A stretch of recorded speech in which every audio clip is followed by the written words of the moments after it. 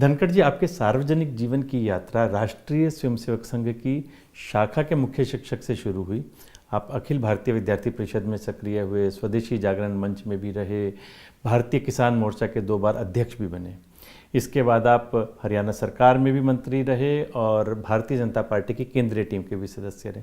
सबसे मुख्य जो इसमें मुझे लगता है, आप जो नरेंद्र मोदी जी का एक ड्रीम प्रोजेक्ट था, नर्मदा नदी पर सरदार सरोवर डैम पर स्टैचू ऑफ यूनिटी का, सरदार पटेल की मूर्ति लगाने का, उसका भी आपको राष्ट्रीय संयोजक बनाया गया। कैसा अनुभव रहा, क्या कुछ आपने उसमें किया?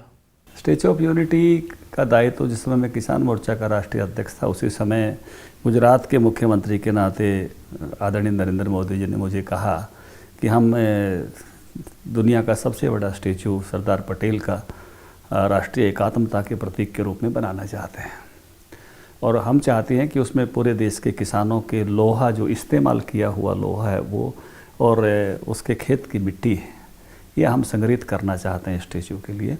और उन्होंने मुझे कहा कि आपने देश भर में इस काम को करना है। मेरे लिए बहुत बड़ी ये सौभाग्य की बात थी कि ऐसे महत्वपूर्ण काम के लिए उन्होंने मुझे चुना, और मैंने देश के हर हिस्से में जाकर उस समय इसके लिए कार्यकर्ताओं की पूरी श्रृंखला खड़ी करके मैं आपसे 2-3 बातें साझा करना चाहूँगा। मैं जब हैदराबाद में गया आंध्र प्रदेश के लोगों को इसके लिए बात करने के लिए, तो उस दिन बहुत इमोशनल दृश्य था, बहुत भावुक थे वहाँ के लोग। उन्होंने मुझे जाते ही कहा कि धनखड़ जी, आज आप जिस काम के लिए आए हो, अगर सरदार पटेल नहीं होते तो आपको वीज़ा और पासपोर्ट लेके आना पड़ता। हम 15 अगस्त 1947 को आज़ाद नहीं हुए। हम पर तो उस दिन घोड़ा पुलिस दौड़ाई गई थी। हम तिरंगा फहरा रहे थे तो हमारे साथ मारपीट हो रही थी, हमको जेलों में ठूसा गया था। हम तो 24 सितंबर 48 को आज़ाद हुए, जब सरदार पटेल ने यहाँ सेना भेजी, और तब हमको यहाँ आज़ादी मिली निजाम से।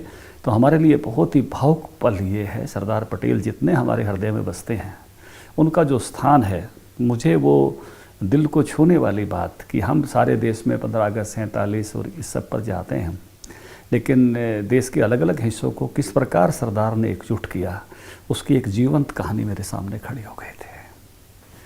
जब मैं नॉर्थ ईस्ट में गया तो वहाँ के लोगों ने भी मुझे ऐसा ही कहा कि लोकप्रिय गोपीनाथ बारदोले नहीं होते और सरदार पटेल नहीं होते तो आपको यहाँ वीज़ा और पासपोर्ट लेके आना होता, हम भारत का हिस्सा नहीं होते।